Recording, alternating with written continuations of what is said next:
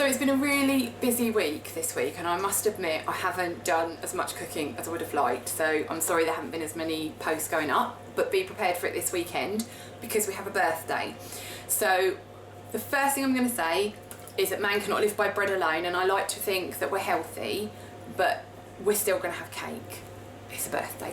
So I've done two different versions. I'm not going to show you the one I've done that's behind my cameraman. That's a test bake. If that one eats as well as it bakes, I'll share it with you next time. But this is my foolproof rainbow cake.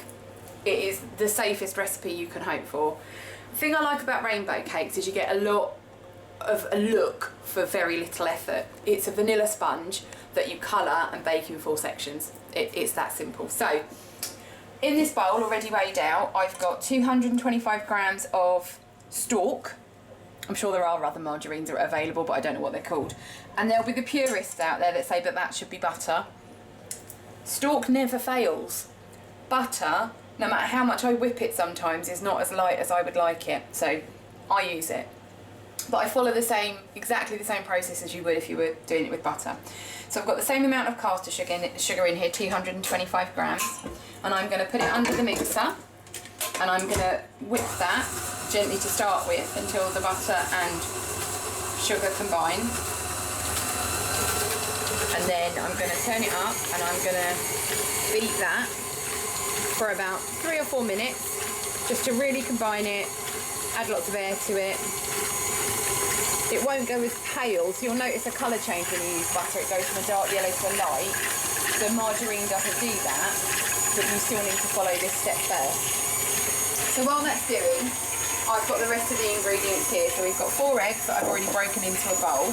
Now normally under my thrifty, don't like washing up scenario, I wouldn't put ingredients in bowls like this, but I don't mind doing it on this occasion, because what we've got to do once all of the mixture is made is divide it into 4 bowls to colour it. So I'm going to use them anyway, so I'll let myself off. So I've also got 225 grams of self-raising cake flour. I've used an extra fine sponge flour because that's what I had, and you can use any sort of self-raising will do. I've done half a teaspoon of baking powder, and I'm going to use a teaspoon of vanilla extract when I add it. I'm going to, almost ready. You're going to need a trusty spatula for this recipe. So roughly not as long as I would have liked, but we'll move on just because of filming.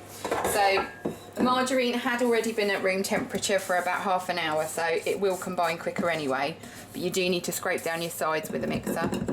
So having done that, I'm going to add the eggs in with it on low, 1 at a time. I'm not going to worry, 2 at a time apparently. I'm not going to worry too much if it does split a little bit because the flour will bring it back together. I'm just going to put another one in.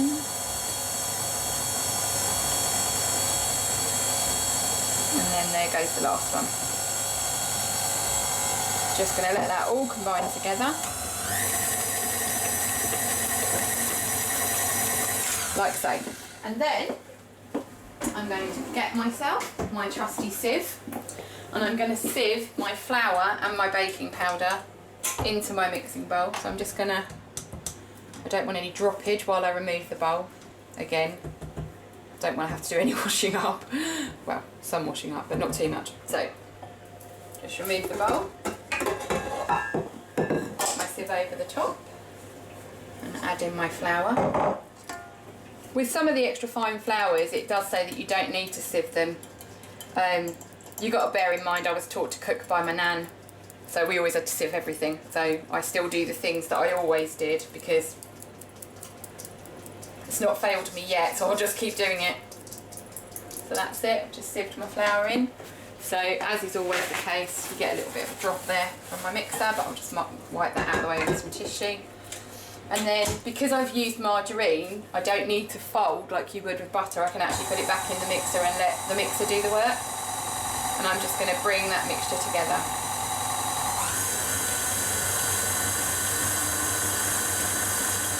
And literally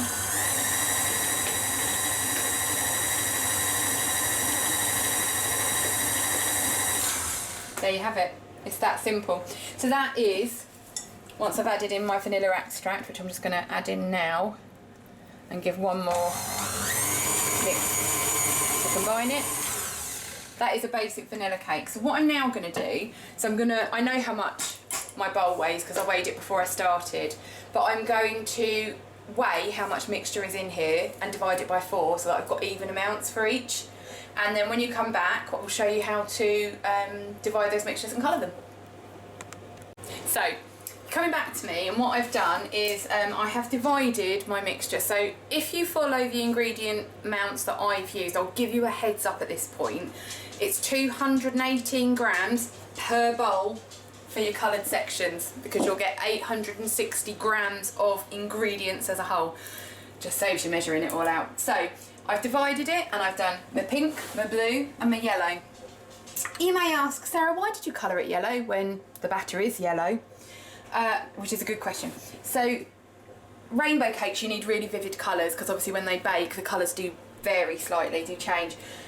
And you want it to be a really bright yellow to stand against the other coloured batters. If you just leave it batter colour, it doesn't look quite as good. So even though batter is by nature yellow, I would still suggest that you add a yellow food colouring to it.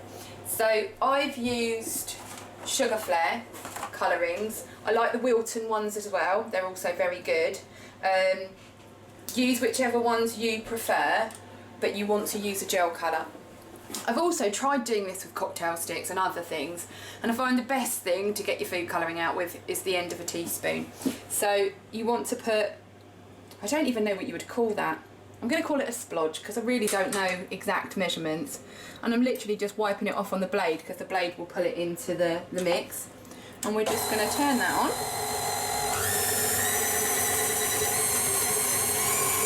And we're going to get a bit of a green going with that one.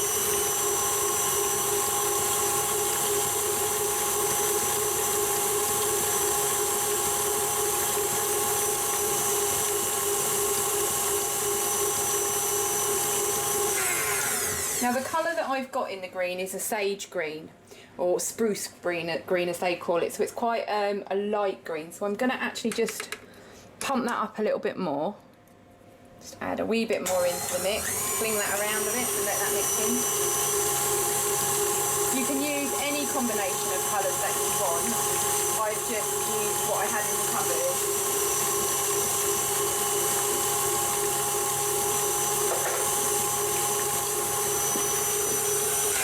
And there you go.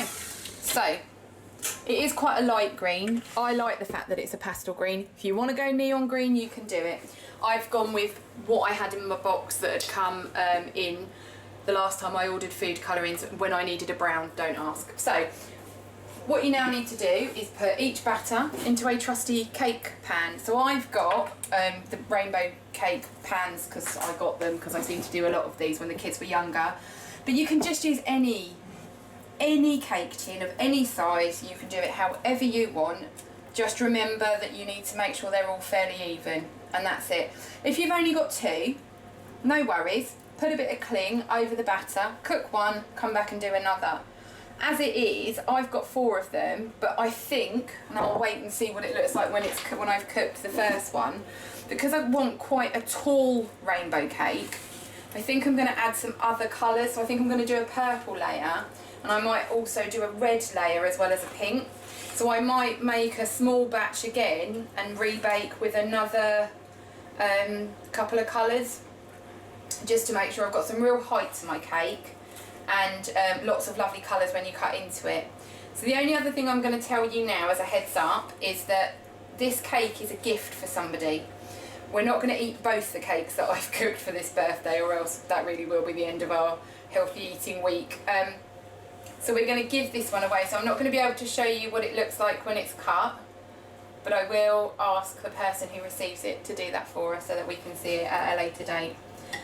I quite often bake for other people. I love doing it, but I just can't eat it. So that's not the first time in this house that will have happened.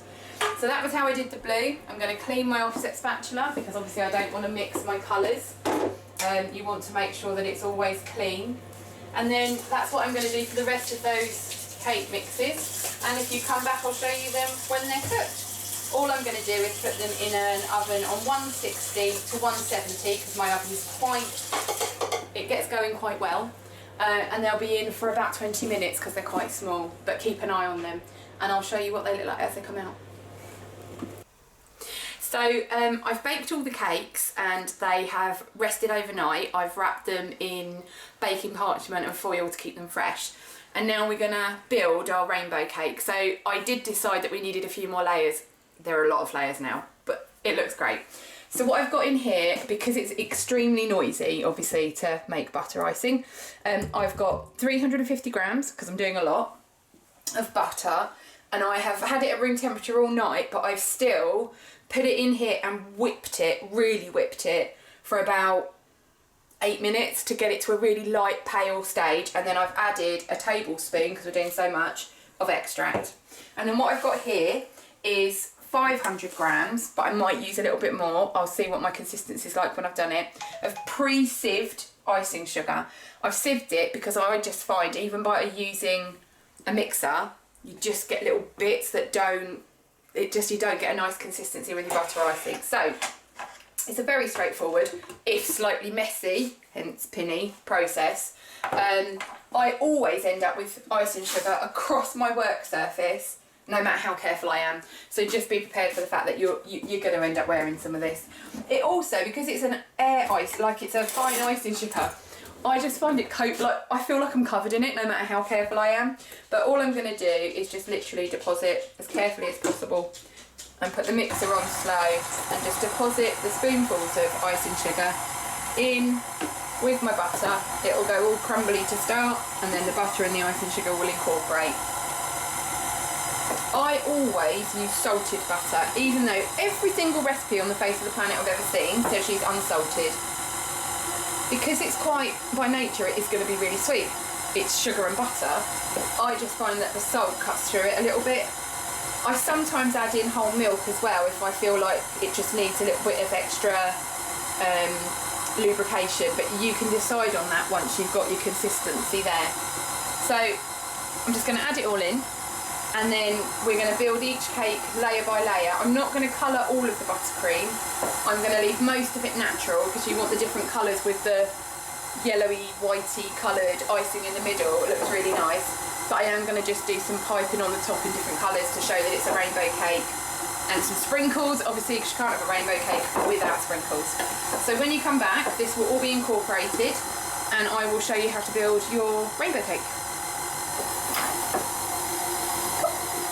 So here we are, ready to assemble it all. So I've got my first layer down onto the board, and I've got the board on a turntable.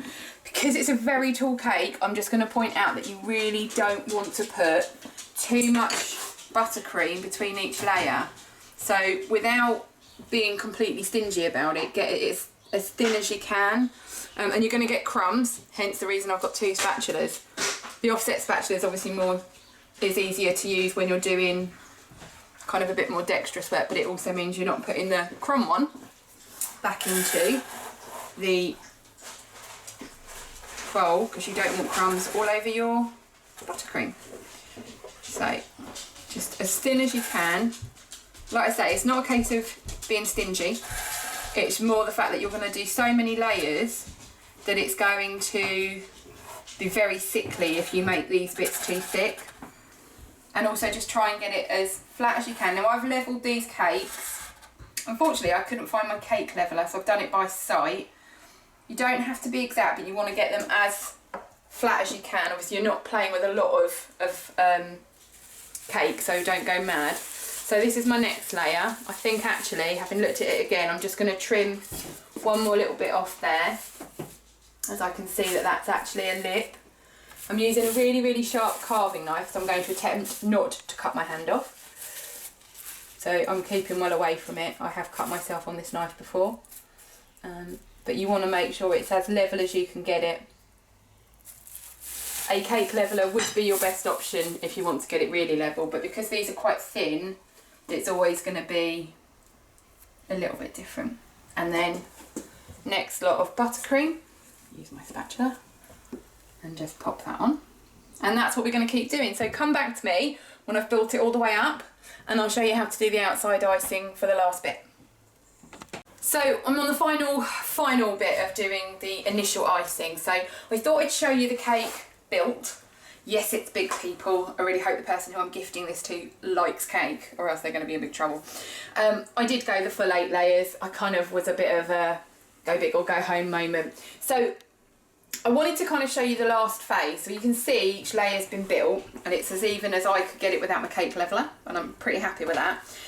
You need to crumb coat this before you do your final icing. Whatever icing you're going to put on it, whether you're going to fondant, whether you're going to put buttercream, cream cheese frosting, ganache, whatever you're going to do, you're going to have to do a crumb coat. Americans call this dirty icing, which actually is quite cool. And if you like dirty icing, do your crumb coat and leave it at that, hundreds and thousands, you're done. But what I'm just going to do, so I've just done the top layer, and I'm literally going to ice all the way round. I'll show you now. So I generally start at the top and with a big dollop, as you do. Doesn't want to come off today. There we go. And then using my offset spatula, I'll just bring it down and run it all the way to the bottom. And you will get crumbs in it. That's why it's called a crumb coat. The idea being that we're going to put this in the fridge and let it set hard, because obviously the icing has got butter in it. Butter will set hard. So I'm just going to carry on doing this all the way around and get it as even as I can get it.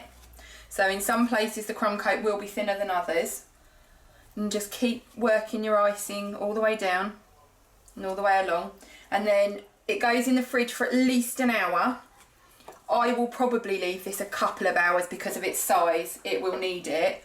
And then once it's gone hard, you can see if you've got any ridges that you want to fill to get it as level as possible. And then put your final icing of your choice over the top.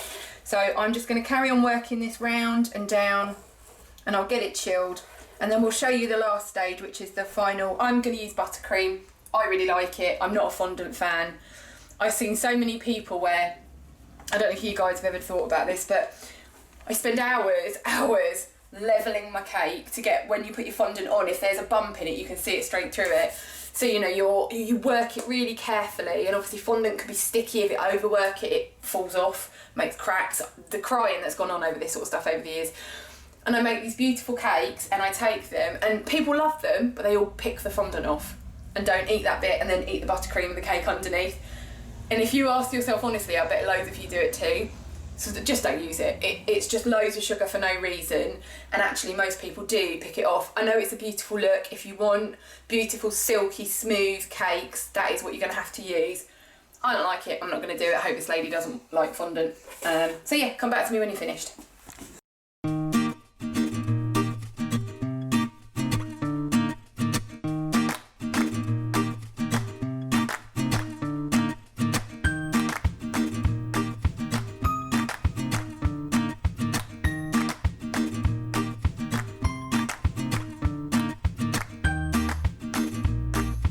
So I've spent about 10-15 minutes just crumb coating it. I've got it as absolutely level as I can. Once it's chilled, you can just take these sharp edges off, which is why I've left it like that. And then I'll put it in the fridge. I'm going to go for at least 2 hours on this one because of the size of it. Let it really chill down, and then I'll do the final layer of buttercream, which I'm going to do some coloured. Right, hi everyone. So just come back. This has been in the fridge now for just over 2 hours. And all I've done is just repeated step 1, so the crumb coat that we did. I've just literally done exactly the same thing again. This time obviously clean icing, no crumbs in it. Where the icing underneath is now set hard, when you put the fresh icing on top, it just goes on beautifully. Look, it just coats in there. No crumbs coming through. Just get it all nice and covered. And then I'm just going to decorate this one now. So I'm going to spend a little bit more time just making sure there are no bits where we can see the dirty icing through, and get it as level as I can. Just takes time, energy, good arm muscles. I'm working on those. So yeah, so what I'm going to do, and I'll bring you back for the finished bits, but I have my trusty hundreds and thousands, essential for a rainbow cake. And then I've got 2 icing bags that I've got ready to go. I've just got to colour the icing, and I'm just going to do a few little rose kind of floret type things on the top with some more hundreds and thousands. But I'm going to do a rim of hundreds and thousands around the bottom instead of ribbon. And I was thinking about doing a drizzle. I'm not convinced I'm going to do it now. There is a lot going on with this cake. It's big, there's lots of butter icing. You know, you've got to weigh up whether or not you would prefer it to be, it can look a certain way, but it could be too sickly to eat. I want her to enjoy eating this one, so I'm not going to go completely nuts. But yeah, come back and see the final finished bit. Okay, so my cameraman is currently a bit busy. I'll let him off, he's been very dedicated. So I thought I'd take this chance to show you the finished cake. So I've kept it fairly low key. Believe it or not, this is quite low key for me. So I've used hundreds and thousands. All I did to create that on the top was used a bowl. This is my bowl. And so I made a smaller circle on the top of the cake so that I could then follow a line with the hundreds and thousands, and I just used a spoon and edged it with my hand like this so that it didn't fall. And then on the bottom where I've created the second, I wanted this to be haphazard. I've just used my offset spatula and then just removed all the remnants of any that came off. So that's it. That is the finished rainbow cake. I will ask the nice lady for whom I'm going to give this to take a picture when she cuts it.